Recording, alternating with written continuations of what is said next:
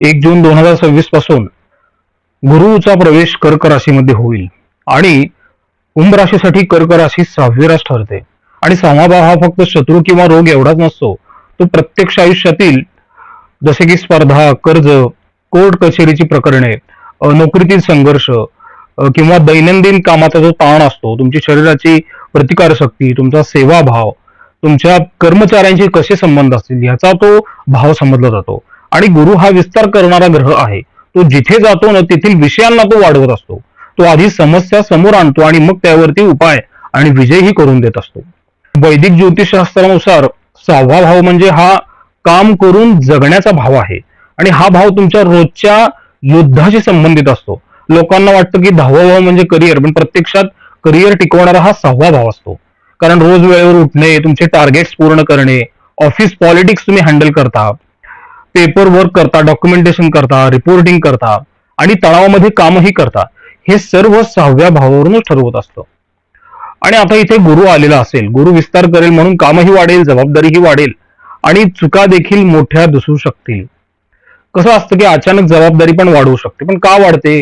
हा काळ असतो जिथे मॅनेजमेंट तुम्हाला म्हणतं की हा माणूस काम सांभाळू शकतो, हाच माणूस ती जबाबदारी सांभाळू शकेल.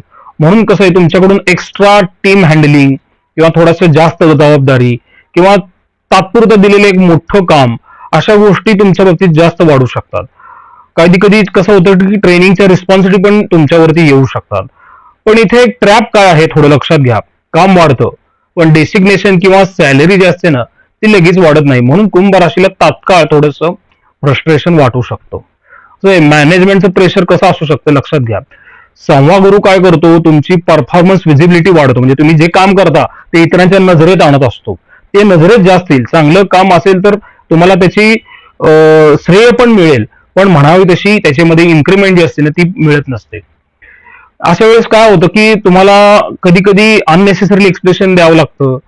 कधी कधी तुम्हाला ईमेल मार्फत दबाव पण वाढू शकतो. अशा वेळेस तुम्ही कधी कधी डॉक्युमेंटेशनवर फोकस ठेवणं पण गरजेचं असतं. म्हणून की ते एक सत्य काय आहे की ज्यांची काम करण्याची पद्धत फार लूज आहे ना त्यांना हा काळ थोडा एक्झॉस्टिंग वाटेल. तो ऑफिस पॉलिटिक्स का वाढलेला असेल लक्षात घ्या. कारण की 6वा भाव हा शत्रूच आहे. पण शत्रू म्हणजे नेहमी उघड विरोधक नाहीये ना. कधी कधी कसं असतं, काही तुमची निंदा करणारे कलिग्स असतात तुमच्या बरोबर आणि तुमचं कामाचं क्रेडिट घेणारे तुमच्याच टीम मधले दुसरे लोक असतात आणि गॉसिप करणारे पण लोक असतात. हे सगळं 6व्या भावावरूनच ठरत असतं. त्यामुळे कसं आहे की संभाव्य तुमच्या कामाचं क्रेडिट दुसऱ्याला मिळणं, मुद्दामून तुमच्या मिस्टेक्स हायलाईट करणं आणि प्रमोशन मध्ये अडथळे येणं किंवा मॅनेजमेंट समोर तुमची इमेज खराब करण्याचा प्रयत्न करणं, तुमच्या बोलण्याचा चुकीचा अर्थ काढणं, ह्या गोष्टी घडतील. पण गुरु मदत कसा करेल, जर तुमचं काम फॅक्च्युअल आणि डॉक्युमेंटेड असेल ना तर शेवटी ट्रूथ बाहेर येईल. म्हणून कसं आहे, प्रूफ बेस्ड वर्किंग ह्या काळात तुमचं फार महत्वाचं असेल. तुम्हाला ते तारून घेईल. जे काही तुम्ही काम करता त्याचं प्रॉपर रेकॉर्डिंग तुम्ही तुमच्याजवळ ठेवा. त्याचबरोबर मग रिपोर्टिंग आणि डॉक्युमेंटेशन नोकरीच्या ठिकाणी वाढलेलं असू शकतं. कसं असतं की 6वा गुरु हा ऑडिट करतो. मग विशेषतः सरकारी नोकरी असेल, बँकिंग असेल, टीचिंग असेल, इंजिनिअरिंग असेल, फार्मास्युटिकल क्षेत्र असेल, मॅन्युफॅक्चरिंग, ऍडमिनिस्ट्रेटर, प्रत्येक ठिकाणी तुम्हाला पेपर वर्क जे आहे ते प्रचंड वाढू शकतो. आणि याचे परिणाम काय येतात? परिणाम असे येतात की फाईल्स परत येणे, करेक्शन्स येणे, ते कॉम्प्लायन्सचं तुमच्यावरती दबाव राहतो, प्रेशर राहतं. अशा गोष्टी ज्या आहेत ना थोड्याशा कुंभ राशीला ताण वाढवणारे ह्या काळात असू शकतात. आणि तुम्ही जर असं ठरवलं की चला जाऊ दे नंतर करू, तर मग तुमचं नुकसान त्या ठिकाणी फार वाढत जाईल. त्याच्यानंतर मग असं पण होतं बरं की हा काळ जो असतो स्टॅग्नंट जी लोक असतात ना त्यांना हलवतो. म्हणजे काय होतं, अचानक बदली होते, ट्रान्सफर होते, तुमचे रिपोर्टिंग ऑफिसर बदलतात, नवीन ब्रांच तुम्हाला मिळू शकते आणि कामातलं जे स्वरूप असतं म्हणजे आपण त्याला प्रोफाईल म्हणतो ते पण बदलू शकतो. पण ह्याचा दीर्घकालीन फायदाच होईल, तोटा असं होणार नाहीये.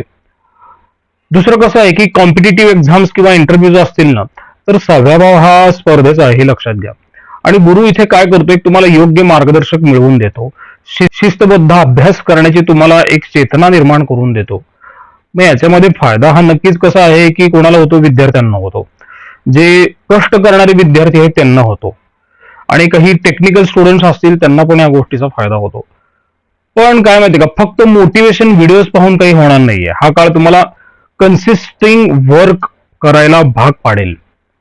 6वा गुरु अशा लोकांना टेस्ट करतो ना की जे कामाचा टाळाटाळ करतात किंवा त्यांच्या अधिकाऱ्यांनी सांगितलेल्या गोष्टींकडे ते दुर्लक्ष करतात आणि मला जास्त कळतं हा ऍटिट्यूड ठेवतात ना, यांना 6व्या गुरुचा फटका बसतो हे म्हणायला काहीही मला हरकत वाटत नाही. या विरोधात कसं आहे, जे लोक ज्ञानदान ह्या गोष्टीचा सन्मान करतात, समोरच्याला पण थोडंफार कळतं याची त्यांना जाणीव असते, समोरच्याचं बोलणं ते विचारात घेतात ना, त्यांना 6व्या घरातील गुरु जो आहे ना, तो अजून बळ वाढून चांगली फळे भविष्यामध्ये देत राहतो. मग कुंभ राशीच्या व्यक्तीने ठरवायचं आहे की आपण कोणत्या मार्गाने जायचं आहे ते. अर्थात ह्या गोष्टी इतक्या सरळ आणि सोप्या नाही आहेत, पण तुम्ही त्याच्यावरती थोडंसं चिंतन करून नक्कीच पुढे जाऊ शकता. नोकरी करणाऱ्या कुंभ राशींच्या व्यक्तीसाठी हा काळ ग्लॅमरचा नाहीये. काळ हा कसा आहे की काम करून सिद्ध करण्याचाच आहे. पहिल्या टप्प्यात थोडं प्रेशर वाढेल, ओव्हरलोड होईल किंवा थोडंसं तुम्हाला क्रिटिसाइज केल्यासारखं वाटेल, पण योग्यपणे जर तुम्ही ह्या परिस्थिती हाताळल्या तर मग तुम्हाला एक चांगलं करिअर घडताना पुढे दिसू शकतो. आता 6व्या भावातला गुरु हा अनेक वेळा माणसाला आरामातून बाहेर काढतो आणि एक चांगली परिपक्वता देत असतो. व्यवसायाच्या बाबतीत हा काळ थोडासा एक संमिश्र असणार आहे. कामही वाढेल आणि ताणही वाढेल. सर्व्हिस सेक्टरला ह्या गोष्टीचा फायदा असेल, म्हणजे कसं की मेडिकल असेल, फूड असेल, एज्युकेशन, कन्सल्टिंग क्षेत्र असेल, ह्याच्यामध्ये नवीन ग्राहक मिळणे, मोठ्या ऑर्डर्स येणे, स्टाफ वाढणे किंवा बिझनेस लोन मंजूर होणे, सरकारी कामे पुढे सरकणे, ह्या गोष्टी घडतील. विशेषतः कसं आहे, ज्यांचा बिझनेस काय करतो, सर्व्हिस देतो ना, त्यांना जास्त या काळात फायदा होऊ शकतो. जीएसटी किंवा टॅक्स पण प्रेशर येऊ शकतं, त्याच्याबद्दल काही नोटीस किंवा इन्स्पेक्शन येऊ शकतात किंवा रिकव्हरी उशिरा होणे किंवा क्रेडिटवर दिलेले पैसे अडकणे, अशा गोष्टी घडतील. आणि काही वेळा सेल्स वाढतील बरं का, पण हातात पैसे तुमच्या राहणार नाहीयेत.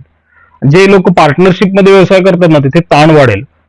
कसं होतं की सगळं काम मीच करतो असं थोडं तुम्हाला वाटू शकतं. कसं होतं की प्रॉफिट शेअरिंग वरती वाद होऊ शकतो पार्टनर्स मध्ये. थोडीशी पारदर्शकता कमी झाली असं वाटतं, विश्वास कमी होतो, निर्णयांवरती मतभेद होतात आणि त्यामुळे दोन पार्टनर्स मध्ये काय करायचं हे ठरलेलं नसेल ना, तर मग तिथं तुमचं नुकसान होऊ शकतं. मोठी चूक काय आहे की तुम्ही आंधळेपणाने सगळ्यांवरती विश्वास ठेवताय, जास्त उधारी वाढवताय, पेपर वर्क करत नाही तुम्ही आणि स्टाफ वरती पण आंधळा विश्वास ठेवताय तुम्ही. काय होतं म्हणजे अशा चुका गुरु उघड करून तुमच्यापर्यंत आणून देतो.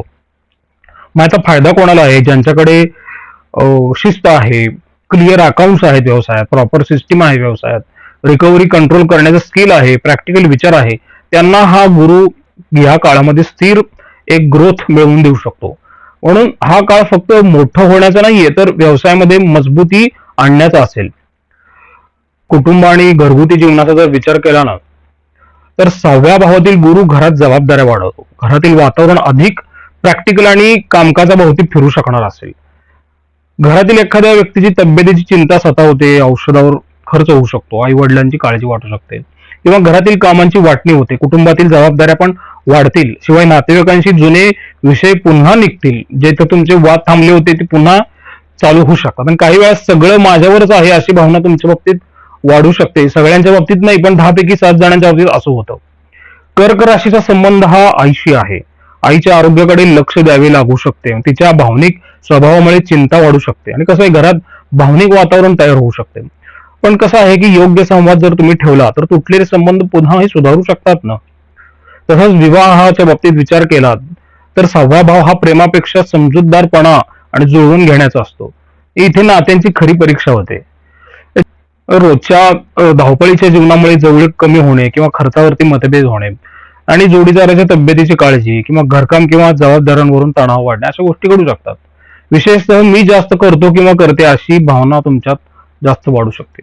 पण दोघांनी शांतपणे संवाद ठेवला तर नाता अधिक मजबूत आणि परिपक्व होतं हे तुम्हाला माहित आहे. जे अविवाहित आहेत ना, त्यांना कामाच्या ठिकाणी काही ओळखी वाढणे किंवा करिअर माइंडेड जोडीदार मिळणे, उशिरा पण स्थिर विवाह योग असा त्यांच्यासाठी कुंभ राशीसाठी तयार झालेला आहे. फक्त याच्यामध्ये काळजी तुम्ही कुठली घेतली पाहिजे, थोडासा इगो बाजूला ठेवणं गरजेचं आहे. सतत टीका करणे, तुलना करणे, जुन्या चुका उकळून काढणे किंवा हट्टीपणा वाढवणे या गोष्टी नात्यात दुरावा निर्माण करू शकतात. म्हणून तुम्हाला असं सांगू वाटतं की हा काळ फक्त भावना नाही तर जबाबदारी शिकवणार असेल आणि जे नातं समजून घेण्यासाठी उत्सुक आहे ना, तिथं फक्त शांतता लाभेल. विद्यार्थ्यांसाठी हा काळ कसा आहे की हा गुरु तुमच्या कष्टाचं फळ देतो. याचा फायदा कोणाला होईल? जे विद्यार्थी स्पर्धा परीक्षेची तयारी करत असतात ना, त्यांना ह्या गुरुचा चांगला फायदा होईल. रिसर्च, मेडिकल, अनालिटिक्स असेल किंवा इंजिनिअरिंग असेल, या ठिकाणी काही संभाव्य परिणाम होऊ शकतात.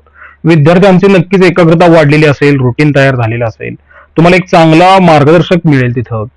त्याच्यानंतर कसं होतं की काही ठिकाणी मेंटल फटिक वाटू शकतो, ओव्हर थिंकिंग वाटू शकतो आणि विद्यार्थ्यांना सोशल मीडियाच्या ऍडिक्शनमुळे नुकसान होताना दिसू शकतं. त्यामुळे हा काळ टॅलेंट पेक्षा जास्त डिसिप्लिनवरच चालेल. आरोग्याच्या बाबतीत जर विचार केला ना, तर गुरु हा शुभग्रह असला तरी 6व्या भावात तो शरीराला इम्बॅलन्स वाढवू शकतो. मग काही संभाव्य त्रास कशा असतात की अचानक वजन वाढणे किंवा शुगर इम्बॅलन्स होणे, पचन समस्या, ऍसिडिटी किंवा काही लिव्हरचे इश्यूज किंवा वॉटर रिटेन्शन किंवा sleep cycle disturb, stress hitting अशा गोष्टी त्यांच्या बाबतीत घडू शकतात. विशेष काळजी काय आहे की जे लोकांना ओबेसिटी आहे किंवा ज्यांचे फार आधीपासूनचे काही आजार आहेत, त्यांनी वेळोवेळी वैद्यकीय चिकित्सा करणं गरजेचं आहे. वैद्यकीय चिकित्सा हा भाग सर्वात महत्वाचा आहे, लक्षात घ्या तुम्ही. तब्येतीच्या बाबतीत मी हे फक्त अंदाज वर्तवलेले आहेत, ते काही सगळ्यांनाच लागू असतील असं नसतं. ते ज्या त्या व्यक्तीच्या शरीरयष्टीवर अवलंबून असतं. आता ह्या गुरुची दृष्टी कशी आहे, ते 5 आहे, 7 आहे आणि 9वी आहे. तर 5व्या दृष्टीचा करिअरवरती मोठा प्रभाव होईल. त्याचा परिणाम काय होतो, अचानक कुठेतरी प्रमोशन होतं पण शेवटी होतं. गुरु पालट होण्याच्या वेळेस नवीन प्रोजेक्ट मिळतात, तुमच्या कामाच्या ठिकाणी तुम्हाला रेकग्निशन मिळतं पण उशिरा मिळतं. आणि 7वी दृष्टी काय करते की खर्च अचानक वाढवते. ह्याच्यामध्ये काय होतं, अचानक फॉरेन ट्रॅव्हल्स किंवा हॉस्पिटलवरती खर्च, स्पिरिच्युअल ट्रॅव्हल म्हणतो आपण त्याला, धार्मिक यात्रा, ऑनलाईन खर्च होतात. गुरुची 9वी दृष्टी जी आहे ना, ती धनभावावरती प्रभाव टाकते. हा काळ आर्थिक संरक्षण देईल. परिणाम तुमचा कसा होईल की कुटुंबात सपोर्ट मिळेल, सेव्हिंग सुधारतील आणि बोलण्यात मॅच्युरिटी येईल, ज्ञान वाढेल, कुटुंबात धार्मिक कार्यक्रम होतील. पण फूड हॅबिट्समुळे खर्च वाढू शकतो, जास्त बाहेरचं खाण्यामुळे खर्च वाढेल. हा काळ फक्त पैसा, पद किंवा बाह्य यश शिकवणार नाहीये, तो आतून घडवणारच असेल. 6व्या भावातील गुरु अनेकदा माणसाला जीवनाची खरी शिस्त शिकवतो. जेव्हा आयुष्यात ताण वाढतो, जबाबदाऱ्या वाढतात, तुमचे आवडते लोक बदलतात, त्यावेळेस शरीर थकायला लागतं आणि तेव्हा माणूस न कळत अध्यात्माकडे वळतो. म्हणून या काळात अनेक कुंभ राशीचे लोक जे आहेत ना, ते दैनंदिन जप करणे, विष्णू उपासना करणे, दत्त उपासना करणे, गुरुचरित्र वाचन करणे, अन्नदान करणे किंवा गरिबांना औषधाची मदत करणे, गायींची सेवा करणे याकडे ओढले ते जाऊ शकतात. कारण हा गुरु फक्त ज्ञान देत नाही, तो अनुभवातून आलेली समज देत असतो. विशेष गोष्ट काय आहे की हा काळ मोठ्या दिखाव्याचा नाहीये, हा काळ शांतपणे स्वतःला सुधारण्याचा आहे. जसं की वेळेवर उठणे, शरीर सांभाळणे, मन शांत ठेवणे, नियमित प्रार्थना करणे, कामात प्रामाणिकपणा ठेवणे, ह्या साध्या गोष्टीत कसं आहे ते आयुष्य बदलू शकतात. याच्यामध्ये एक सत्य आहे बरं का, की हा काळ फक्त नशिबावर जगणाऱ्यांसाठी सोपा नाहीये. कारण की 6व्या भावातला गुरु हा आळस जो आहे ना, तो उघडपणे समोर आणतो, इतरांच्या चुकीची लाईफस्टाईल पकडतो, शरीरात निग्लेक्ट केलेल्या गोष्टी महाग पडू शकतात. एक्सक्युजेस तो कधी स्वीकारत नाही. म्हणून माणूस बाहेरून कितीही स्ट्रॉंग दिसला तरी आतून विस्कळीत असेल तर हा गुरु ते तुम्हाला स्पष्ट दाखवेल.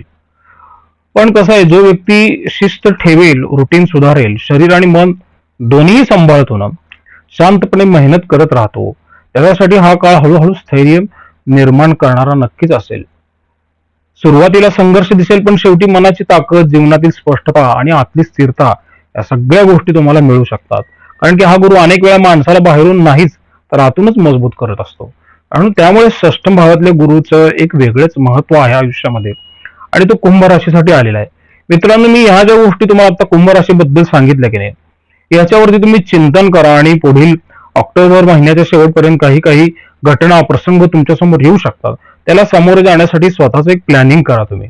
अर्थात गुरु जो आहे तो सकारात्मकच ग्रह आहे, शुभ ग्रह आहे.